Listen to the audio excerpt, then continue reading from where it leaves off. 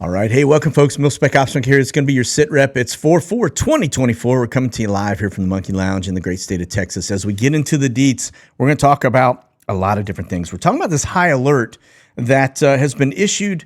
You've got Iran basically making a lot of bold statements that they're going to come after not only Israel for the consulate bombing, but they're also coming after the United States. The irony in that is you just can't make this stuff up. It's absolutely crazy because the sheer fact of the matter is we are the ones that have enabled all of their military nuclear missile program operations, right? We've given them $400 million through the Obama administration, flying C-130s in with pallets and pallets of unmarked cash, all kinds of different things, which we know they have used to fund terrorist operations.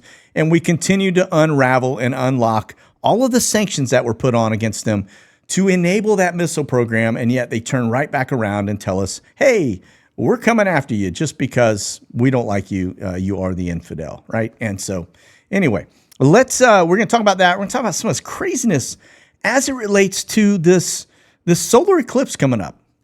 It makes zero sense. We're going to talk about some Bidenomics things because it's humorous, but it's in a bad way. Because as we laugh, we almost go into a hysterical cry because we are basically, it just doesn't make any sense. We're going to talk SPR. We're going to talk about just the multitude of things that this administration is doing that shows you that we are not prepared for war, that we are just at a very frail and fragile state, that our enemies have a very short window to react, assuming Trump gets in. Now, if Trump doesn't get in because of some other shenanigans at play that prevent him from coming in, then it's probably still going to be game on because this administration is extremely weak. And of course, we know who is really calling the shots, which would be ideally, that's going to be our deep state, okay? That shadow government that we all hear about. So let me do this. I'm going to jump over here real quickly. I do want to point out the fact that if you haven't been on this quilt, this is an amazing handmade quilt. My wife made it. I will tell you the quality of this thing. It's heavyweight. It's art.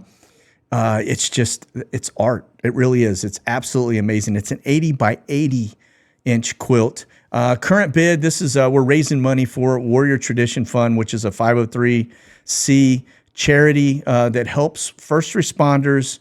As well as military veterans that are suffering from PTSD, et cetera. And but the current bid is $2,500, which is fantastic. 100% of this is going to Warrior Tradition Fund. So if you want to bid on it, you can jump over to monkeywerx.com or monkeywerxus.com, whichever one. Go into the workshop, go down, scroll down, you'll see the quilt. Click on that, and then you can actually get this, takes you straight here. And then you can just place your bid in whatever increment you want. And yeah, this is it. It's signed by me, and it's got Miss Monkey's tag on here. And it is, like I said, you're going to love it. You will be blessed by this. I promise you. It's an amazing, amazing quilt. All right, let's do this. Let's jump over here to Skyglass. As well, we start off in Europe, which is a little bit unusual for us. We're just going to get kind of a bottom-up count. 136 aircraft currently up across Europe. Now, if I take it over here to the CONUS, you're going to see we're sitting at roughly 221. Now, I've stripped out 112 Tex 2s, 35 T-38s, and 44 EC-45 trainers. Those things are no longer on the screen. You can't see them, but all you do see are military aircraft, including these Mil Intel balloons that are over the United States. And we're going to talk a little bit more about some others that are also up that aren't showing on this. So let's do this. Jump over into our watch list real fast. And you will see there's one. We'll talk more about that. That's another Habal, just got airborne. And then everything else looks to be kind of the norm. The ones that catch my eye, I got a couple that catch my eye. One is this gray bird. This is Phoenix Air, right? Those are agency birds. They look to be coming into Texas, very close to Houston. And then if we go up a little further, you see a lot of air refuelers, a lot of Navy P-8s. That's kind of usual. That one right there, that's not the right picture. For some reason, it just wants to give me something other than what is really in that box. But that's going to be your doomsday bird. And then that is the accurate picture. That is Air Force Two. So Bob Marley looks to be airborne and on the move. And then as we get over here to Europe, you'll see a lot of E3 Sentries.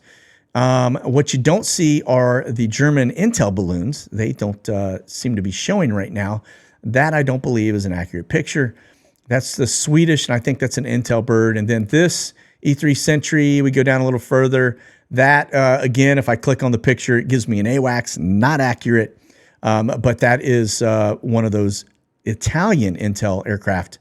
And then this, another E3 Sentry over kind of the Mediterranean there towards Cyprus. All right, let's go to Intel.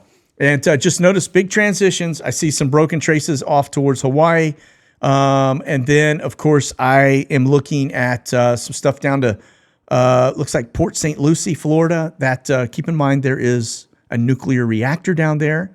That is always a concern, very close to Trump. All right. Other than that, it looked like the normal. And then let's go over here to the AWACS side of the house. And the interesting piece to this, when we talk about tempos, there are a lot of the same, this is a 3-day cycle. Give you an example. Let's see, E3 Sentries, 22 of them. All right, here we are again, 22. That looks to be kind of the standard. Right now, we've established from a baseline perspective, and just notice the locations look to be kind of in the same general area. They always are, doing a lot of the man-in-the-middle stuff. The United States, a little bit different. I do see one headed over towards Reno. We've been talking a lot about Reno, one up to Alaska, right, over Texas, and that kind of covers it. So that is going to be AWACS. Now let's talk agency, boys. This is your gray birds, right? And just notice the flurry of activity down towards the southern side of the California. Notice the broken traces, as always, that we've seen. Notice this one, it goes into Montana. All right, that's important. When we look at the R135, you'll see very similar flight patterns. All right, and then nothing. I got nothing over Europe or Africa. All right, now let's go here. Let's talk R135s for a minute. Start off in Europe, the exact same locations they've always been. We just see them kind of in and out of Sweden, across up to Finland. This right here tells me they're looking very closely at the Russians in that area. Right? Remember, these are side-looking aircraft.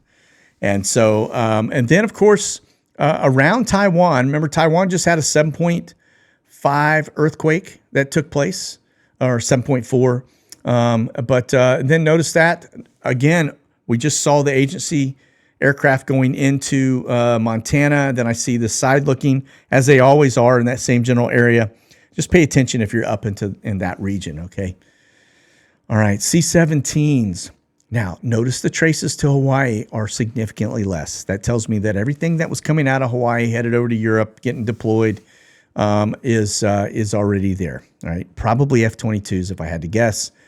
East Coast, pretty busy, but our actual number of C-17s for a 3-day count is only at 216 versus 371. Now, the big thing, notice the big traces going into Ramstein. Look how thick the traces are from Ramstein into the Middle East. And then it was a pretty thick trace that dropped into Gibraltar area there near Portugal and Spain, right at that little pinch point going into the Med. That looks like they're still doing a lot of airdrops into Gaza, right? I see high altitude C-17s there. And then, of course, I see little thick traces going into Bahrain. And then we get over here to Asia. And you, again, will see that Okinawa up to Japan, and then Australia's got their normal stuff as well. All right. So now let's talk H-60s. The number, last time we got together, 610, 3 days, right? Well, actually, 5 days was 1,025. 3 days was 610. 3 days, yet again today, is 610. So, like I said, that whole tempo and rhythm that happens when it comes to the military and commercial, very similar in nature. A lot of the same patterns, a lot of the same locations that they look. And you can see United States is very, very active and busy. Europe, not so much. Now, if you were having a very large exercise going on, as they have told us they were, you would see a lot more, and we're not seeing that, okay? Which tells me that that exercise is, that's a front for something else, which is probably a spring offensive against Russia, right, in Ukraine, to try and push them back. And so you can see a little bit of stuff there in Asia, a little bit of stuff there in Australia, but really nothing major to speak of. So, okay, back to our main. One thing I did want to point out, let's look at the air refuelers, and you will see here domestically in the United States that the KC-135s, 22, and the B-76 7200 Pegasus are 7. Just note the locations. Florida, very heavy in terms of Florida air traffic. What I don't see are the normal that we would see out here to this Texas border. Okay. And, but it looks like they're just getting up and getting active. So, all right, let me hide those and we'll get rid of those traces. All right. Now let's get into the news piece of this. Going to talk specifically about this eclipse coming on Monday. Now, if you're in the area of this path and you see red or yellow, that means that you are not going to see an eclipse. That means the cloud cover, that's what this is. The cloud cover is going to be so thick that the only thing you will see is it go dark for about 4 minutes and then go away. Now, why are people freaking out over this particular eclipse? I have no idea. I've never in a million years seen, well, I haven't been around a million years, but you get my point. It's just absurd, and it makes zero sense unless the mainstream media, the mockingbird media, has been told to put a fear into people for some crazy reason. It's the only thing. You would think after they saw the fact that this is all going to be covered in clouds, almost the entire path from the Texas border, probably even in Mexico, all the way up until you get to the very tip up here where it is green. If you're in this green area, you'll be able to see the eclipse. You won't be able to see the totality of the eclipse. You'll be able to see some of it because you won't be covered by clouds. Everybody else, you ain't seeing any of it. In fact, like I said, it'll go dark for about 4 minutes, and that's it. So why tell people, continue to tell people, oh, you need to have food supply and water and, all of this other crazy stuff that they're issuing these warnings and alerts for, states of emergency for an eclipse. You'd think it's the only one that has come across the world in probably, our lifetime. It's absolutely nuts. So check this out. Speaking of nuts, Texas DOT basically telling truckers, hey, listen, we're having a stand down. You're not allowed to be on the road during this time from midnight to midnight the following counties. And you can see it right here, just the county strip where the total eclipse is going to be. You're not supposed to have any trucks on the road. Let's see how many people adhere to that. Probably not, and I doubt it will be enforced, but they're putting that out there, and it just goes to show you how stupid this is, right? Okay, moving on from that. Now, this is absolutely amazing to me that we continue to allow this, and this just goes to show you how much power people can have, right, in terms of masses. And the fact that they continue to breach the El Paso border barriers. This is after the one in March where they just all stormed it and rushed it. And then the judge let them all go because there are no repercussions, because they didn't get incarcerated, because they didn't get kicked out of the country. They're going to continue to do it. And so, and this is a small amount of people. Imagine what a very large amount of people can do. All right. Go to Sri Lanka and watch them take over the consulate there or the presidential house and everything else that happened when that became a failed state. You start putting people in numbers, and there isn't a lot the military can do about it, all right, other than try to contain it. So, all right, we're moving on, but a little breath of fresh air. This is going to be Swift Air. Again, this is a huge migrant moving machine. Just FYI, they are going out of business in about 2 days. I think it is April 6th is their due date. It may be today, but I think it's April 6th that they will no longer be, they filed bankruptcy and they will no longer be in operation. That means we're going to lose sight of the people coming into our country, at least being able to track it and monitor it. What will end up happening is they will get vouchers and they'll put them on commercial airlines like American and Delta, United, Southwest, everybody and their brother, Spirit, whoever they can get them on, and they'll just start flying them in. And then at that point, we won't be able to see them other than somebody sitting next to a guy with a packet in his hand. All right. Okay. This is the main story here. As Israel beefs up air defenses, they call up troops. And basically, Iran is saying it's going to be payback for the Syrian strike at the consulate general location. And this is a pretty big deal. So Israel is kind of on the edge of their seat, waiting for some type of a response. This could actually escalate very quickly. This could actually brings about Isaiah 17, where Damascus is no more. If Israel pushes in a nuke into Damascus and they decide to pop something off into Israel, Israel's going to take out Damascus. It'll be gone. Isaiah 17 says, we'll wake up and it will be no more. So there won't be any fuzz on it where people are like, I wonder if that's Isaiah 17. No, you will know 100%. All right. Okay. Now, this coming from our deep state authority, this is going to be the CIA actually warns that Iran will attack Israel within 48 hours. We're down to, I guess, this about 24 hours left of that warning. Now, keep in mind that they are also saying that Iran is saying that they got a beef with us as well. So stay frosty, have a plan, because if this thing goes south, it's going to be complete chaos. People are going to be really very confused and dazed if it happens domestically. Now, I do want to point out something. When we start talking about these guys, we start talking about the deep state. If you go back to a blog that I wrote in just the last month, it's called Operation Northwoods. If you're not familiar with that, go read that blog. It's at monkeywerxus.com under my blogs, Operation Northwoods. That is when the United States government decided that they were going to bait the American people and fake an attack. It would have been a real attack, been a false flag event on U.S. soil of a major terrorist attack. They were going to have everything from airplanes hitting buildings to, people just getting shot up all over the place. Kind of crazy to think that our government could do something like that, huh? Well, not really. Actually, the more we learn about our government, I think the more we realize that they're very capable of this. And it kind of makes you question 9/11, because this is along the same lines. But their whole premise behind that was to spark a war to take out Fidel Castro, right? Again, this was back during the Cold War. This was just after the Bay of Pigs incident happened that got Alan Dulles, the director of the CIA, the longest standing director, removed from power.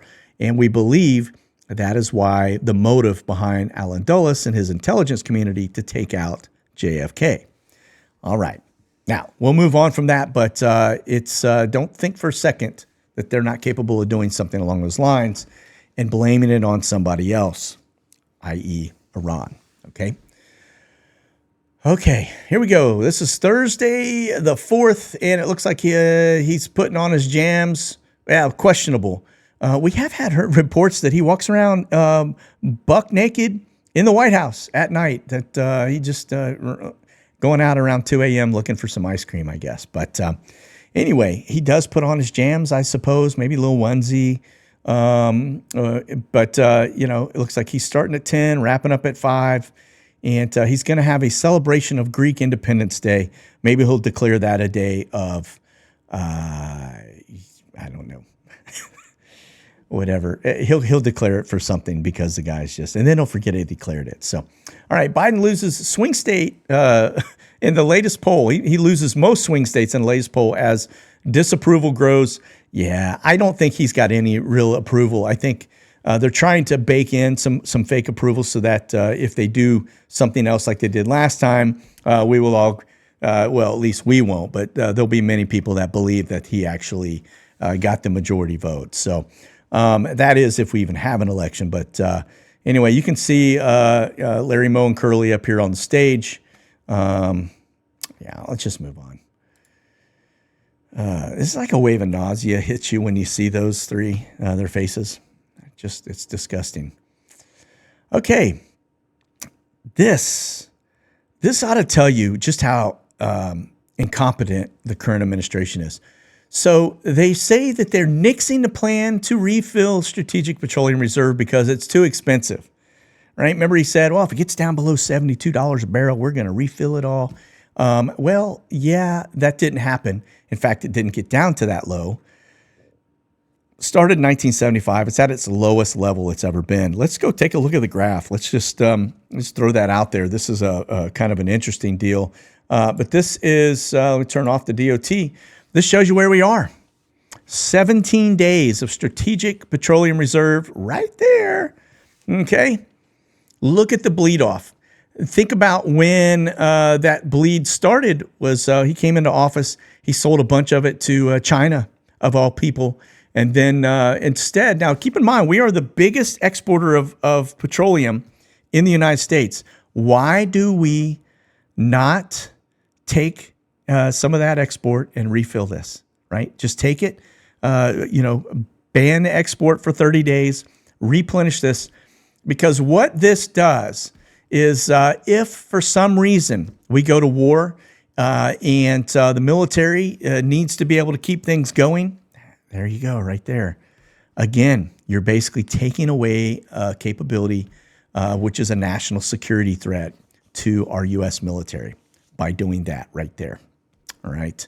Intentional, folks. That's not an accident. All right. Okay. Let's go back over here as we get into the next piece. The Navy reveals they have a major shipbuilding delay as global war risk elevates. Yeah, they're saying, hey, you know what? We can't make what we need. Can't get it out in the field. Everything is backed up. We don't have the parts. We don't have the labor. We don't have anything to do exactly what it is we need to do to go fight a war. Now, we've heard this on a multitude of other things, right? Artillery, 155 millimeter artillery shells.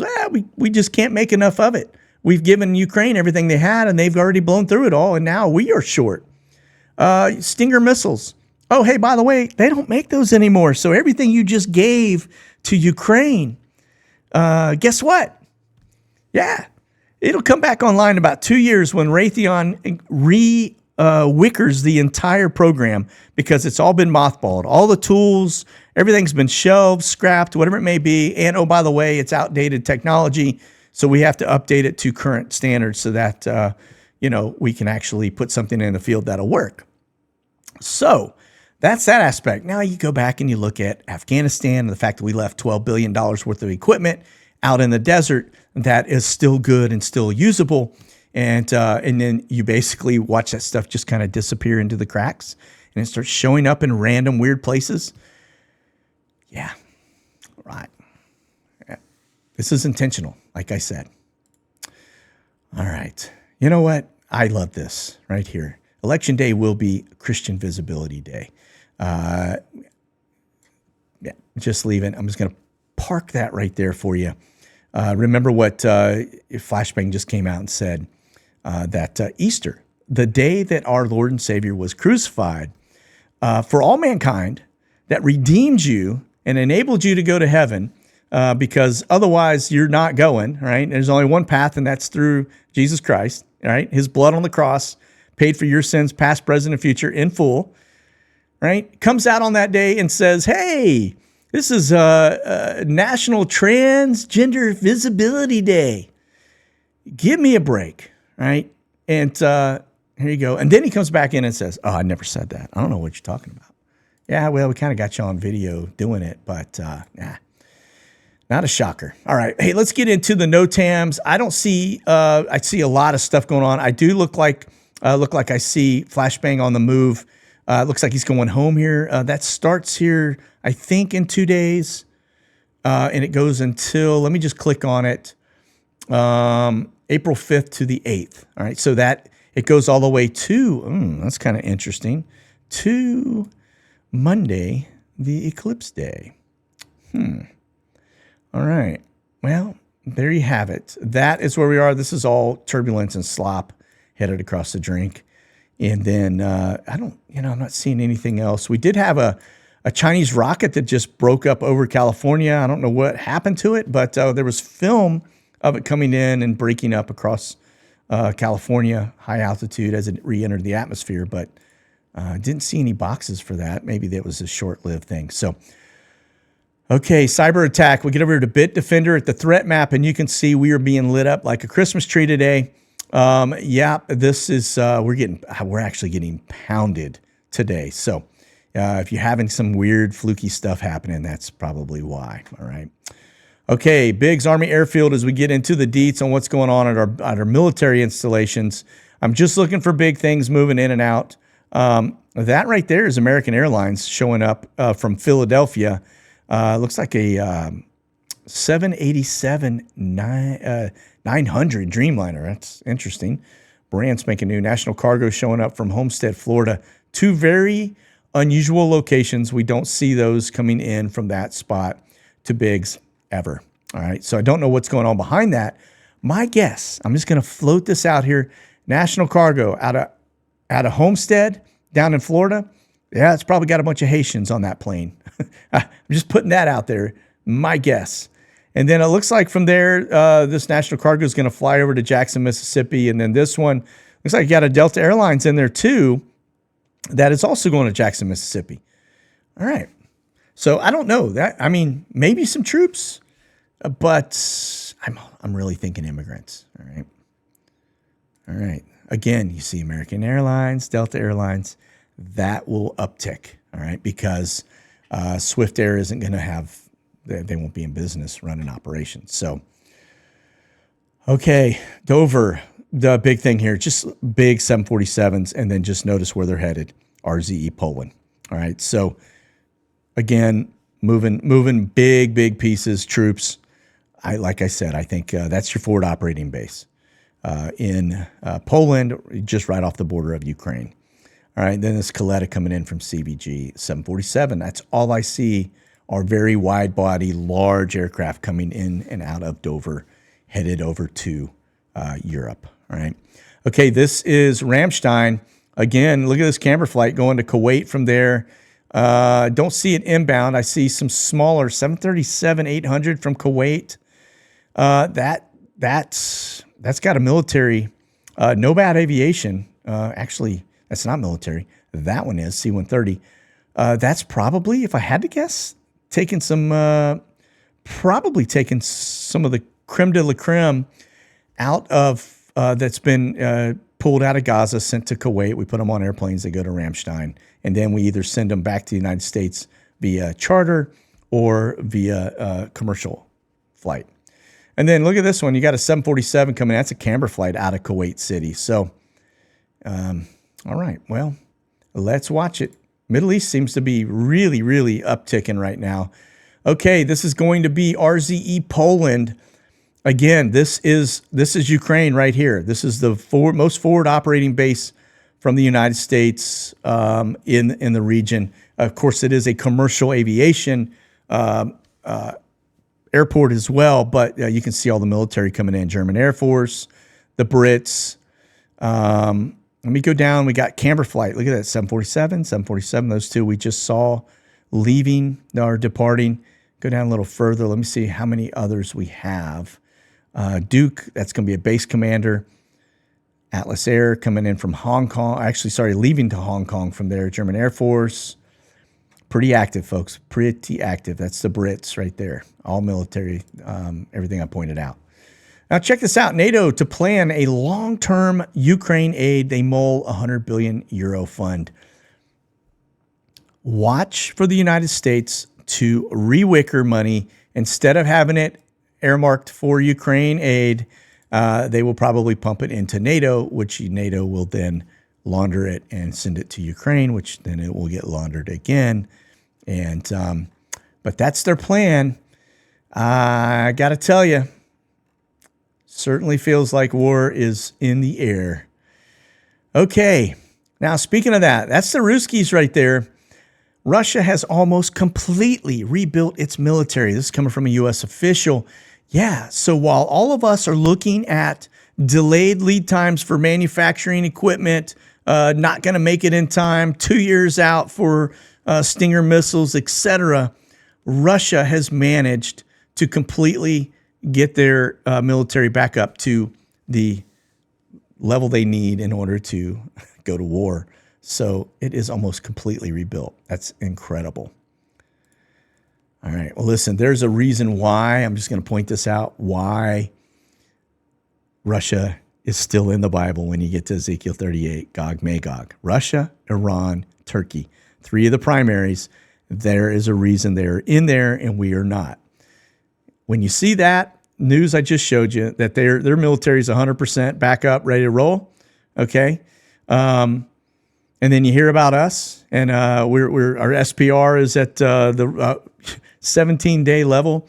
Well, we don't have our Navy ships. We can't get them made and pushed out fast enough because we're having material shortages and worker shortages and everything else. That's the writing on the wall, folks. I'm telling you, it's coming. Our days are numbered. Okay, here we go. This is going to be the Brits. Just notice they're coming out of the United States, headed back to the UK, and then this one looks to be coming out of Nova Scotia and Marseille. So Marseille is that's out of France. That's that one right here. All right. Moving on. Camber flights. Holy smokes. What? We got 10 camber flights. And look where they're all going. That's Middle East. These 2 are in Europe. And these probably are pretty much one and the same, all headed same directions. But look at this. Look at the amount of flights in the air. Very active across Europe, very active here, headed down to the Middle East. And then it looks like we got some popping in and out of Fort Hood. That one's going to be Alliance in Fort Worth. And then this one looks to be East Coast. All right. Okay. Omni, same thing, right? Headed out of the U.S. over to Shannon. That's going to be troop related. And then this one coming from Okinawa to Seattle.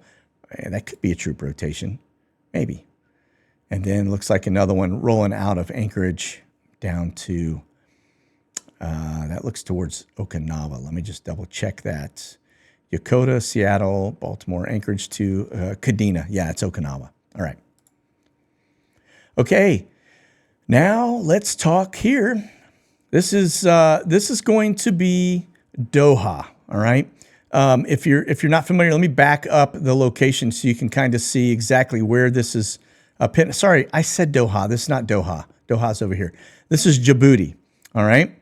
So we're just going to take a gander at Djibouti and see what we got. This is a lot of commercial flights, is what I see. I don't see any military. That one right there looks. That's Atlas Air.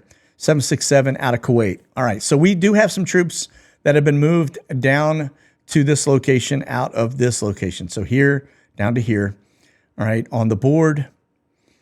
And I'm just going to see, that's it. So other than that, Djibouti is clean, but it looks like that is going to be the latest movements, all right?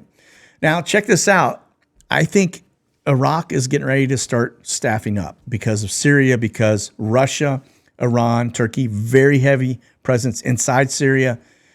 Given the state of what's going on around there, I would imagine you think about this, Military Sea Lift Command, or MSC, basically the ship's loaded equipment bound for Iraq, and says that a privately owned U.S. flagship under long-term charter to the MSC is currently using 3 shipboard cranes to load 550 pieces of cargo, consisting mostly of 20-foot sea containers. All right. Interesting. So it looks like we are using third-party stuff to move our equipment. Maybe it's because the fact that we have several of them stuck in the port of Baltimore now. I think 4 of them is what we read. So it doesn't end there, though. Check it out. U.S. could revoke the Houthi terrorist label if the group halts attacks on ships. This is absolutely the dumbest thing I've ever heard in my life. that we would actually go to this terrorist organization and say, listen, if you will stop attacking our ships going into the Red Sea, we'll take off your terrorist label. And this is right up there along the lines of, listen, we'll pass this bill if you'll stop flying the gay pride flags over all of our embassies around the world. Yeah. How much are you going to pass? $7.2 trillion spending bill. If you'll stop flying the flag over the embassies. Absolutely crazy. And people take the bait and they go, oh yeah, let's do it. Sounds good. All right. This is Doha. All right. If you're not familiar with that, this comes in and out of Bahrain. It's in that general area. The longest ever runway you can imagine. You could land space shuttles on this runway. They're just absolutely so long. Anyway, looks like you got an Atlas Air in and out. That's Kuwait. Now, what I am seeing are a lot more military flights than we normally see in and out of Doha. I haven't seen this in a while. Moose 77, that's going to probably be a C-17, C-130. Atlas Air coming in from Kuwait, and then, of course, that going back to Kuwait, 747. That's probably moving equipment around from up north or moving it up north, okay? They came in maybe to the port there or something. Okay, there you have it. And a camber flight coming in from Frankfurt. Again, that's Doha. All right, El Gora. Okay, the only point behind this one is just to show you that the flights are existing. They're coming down. This is a day ago, and you can see it landed down here towards the south. If you kind of get into it, this is the Red Sea right here. All right, Egypt over here, Israel right here, West Bank right there, Jordan here, Saudi Arabia here. So they kind of bring them right down to this little pinpoint out of El Gora. All right, let's talk these Mill-Intel balloons, because if you don't think they're up there, I've tracked about 45, 46 of them now to date. This is the one that left near Sydney, Ohio, ventured out off the East Coast and dropped down. This is where we lost track of it, but it's out here. Last check, it was about 65,000 feet, well above commercial aviation, but definitely something to keep your eye on. That's one. And then this one, 682, just getting airborne, that looked like it took off out of Hurley, South Dakota, and it's currently en route. And the tail number on that thing is N251TH. And yeah, you can see it's sitting at 64,300 feet. That's a shadow, by the way. It's right here. Moving, I think, about 15 miles per hour. Sorry, 64,300, 15 miles an hour. Just keep an eye on it. If you're in this neck of the woods, you got a balloon over your head. All right. All right. Listen, that is going to do it for our Sitrep today. I hope you guys have a fantastic rest of your day and weekend. If you're over on Patreon, don't forget, we've got two things we're coming at you here over the weekend. We'll talk more about some under the radar stuff, things we didn't get a chance to cover in our show. And then, of course, our Monkey Minute on Sunday. So if you're not over there, please join us. We'd love to have you. It's a great community. So, all right, that's it. You guys be safe. Keep that powder dry. We'll talk soon. God bless. Monkey out. Thanks for watching, folks. You can check out the latest gear and products by selecting the QR code on your screen now, or go to monkeyworksus.com.